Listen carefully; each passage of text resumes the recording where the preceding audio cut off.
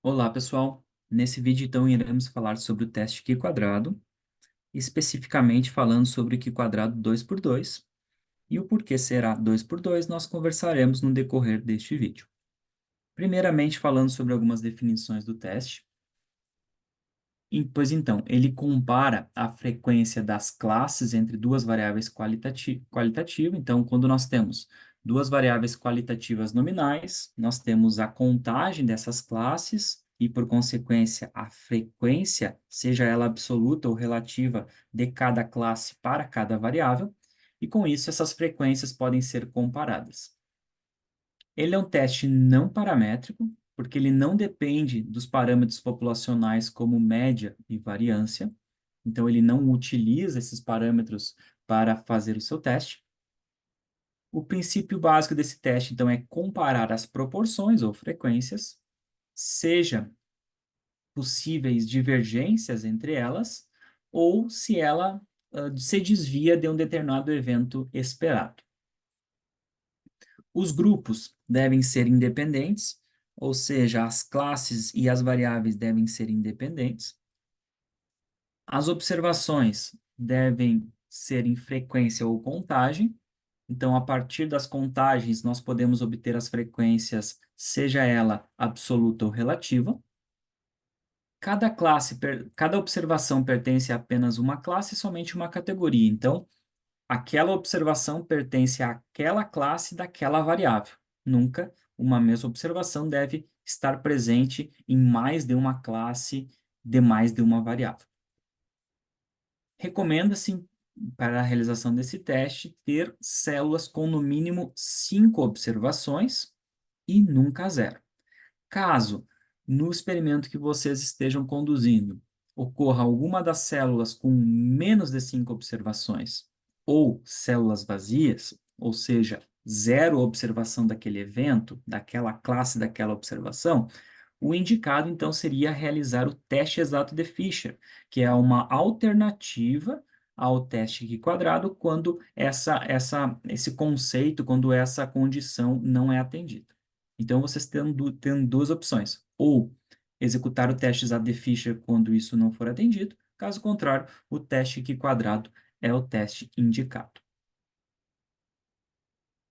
Agora nós vamos então para a situação experimental, no qual o experimento ele foi conduzido com o uso de dois medicamentos para o controle de pulgas em cães, onde a tabela de contingência ela é 2 por 2 e por isso que dá o nome do teste que quadrado 2 por 2.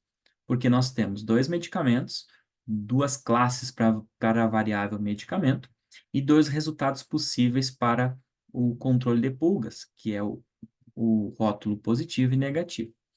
Então, nós tivemos a ocorrência de 32 casos positivos, ou 32 casos de cães com pulga, e 95 cães sem pulga no medicamento A, sendo contabilizados, então, 127 animais avaliados no medicamento A e 61 animais no medicamento B. Ao todo, então, foram avaliados nesse experimento 188 cães. Pensando do ponto de vista da coleta de dados, nós temos a nossa tabela de dados, onde nós temos duas colunas, uma para cada variável, onde a primeira coluna é a coluna medicamento, onde o primeiro animal do medicamento A positivou para a ocorrência de cães, o segundo também, e assim sucessivamente. Então, nesta planilha, nós temos o total de 188 animais. Então, destes 188 animais, nós temos o total de 188 linhas, cada uma para um animal avaliado. Com isso, encerramos aqui a primeira parte do vídeo e logo mais seguiremos na análise estatística.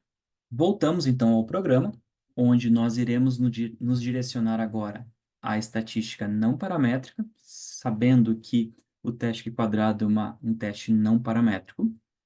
Nós clicamos na aba estatística não paramétrica e para isso nós precisamos importar inicialmente o arquivo conforme foi mencionado no Excel agora há pouco, no vídeo, na parte anterior do vídeo. Então, planilhados os dados, nós devemos salvar no nosso computador e, por fim, importar para o programa. Inicialmente, clicamos em procurar Selecionamos a opção do arquivo desejável. Conforme visto anterior, o meu arquivo de dados estava na planilha 3. Podemos, anteriormente, antes de importar, nós podemos selecionar o teste estatístico. No caso, a primeira opção é o teste Q quadrado. E podemos clicar em importar. Ao importar, ele já importou as duas variáveis, variável 1 e variável 2, aqui sendo chamada, e independente qual seja a minha variável, o teste estatístico vai ser o mesmo. Ao contrário dos delineamentos anteriores, nós não temos, neste caso, uma mudança na ordem de quem é a variável 1 ou de quem é a variável 2. Com isso, nós podemos observar que já automaticamente o resultado do teste foi executado. O que nós podemos ver é a interpretação do teste, onde, se o p-valor obtido pela estatística do teste for menor do que 0,05 ou 5%, nós rejeitamos a hipótese nula e concluímos que há diferença entre a frequência ou as frequências de ocorrência de pulgas nesses dois medicamentos. Vale a pena relembrar que a hipótese nula é a hipótese de não rejeição, no qual nós concluímos que não há diferença entre as frequências observadas, e a hipótese alternativa, que é, que é a hipótese após a rejeição da hipótese nula, seria que as frequências são diferentes.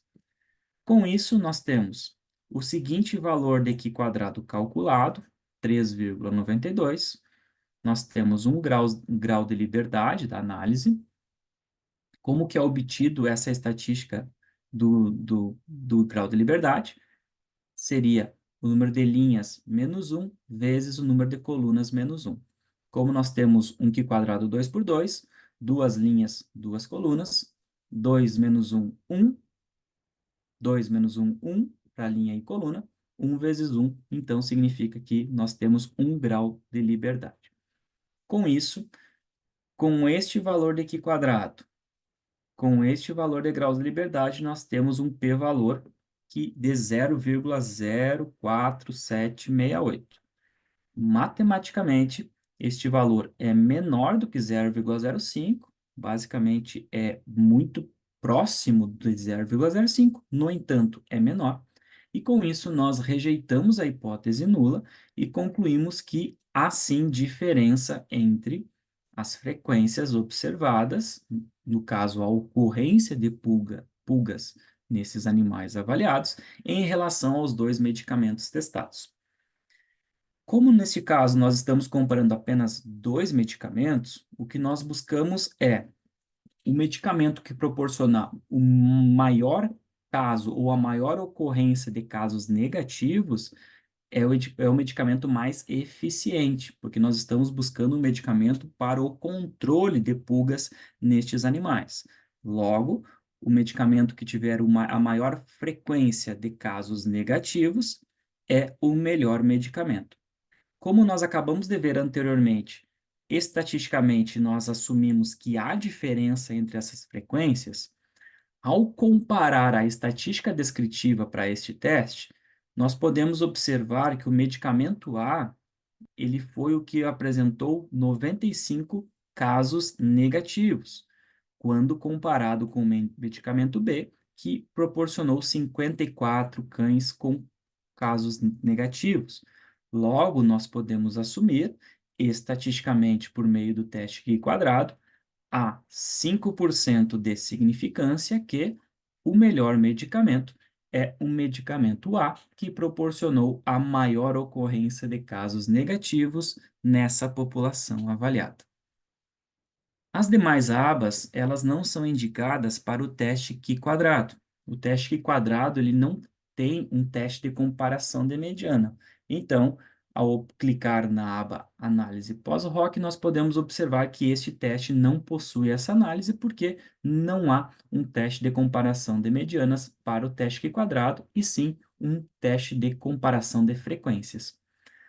Da mesma forma, não há um gráfico gerado devido ao fato de que a forma que nós apresentamos uma tabela, um teste Q quadrado, geralmente é por tabela.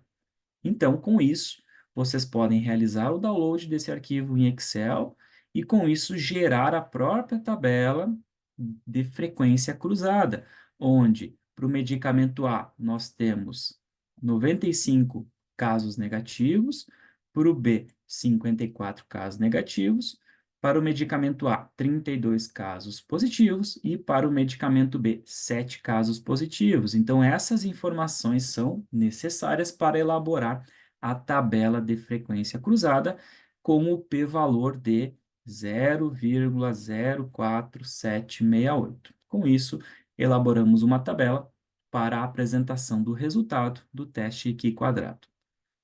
Era isso então neste vídeo. Até mais.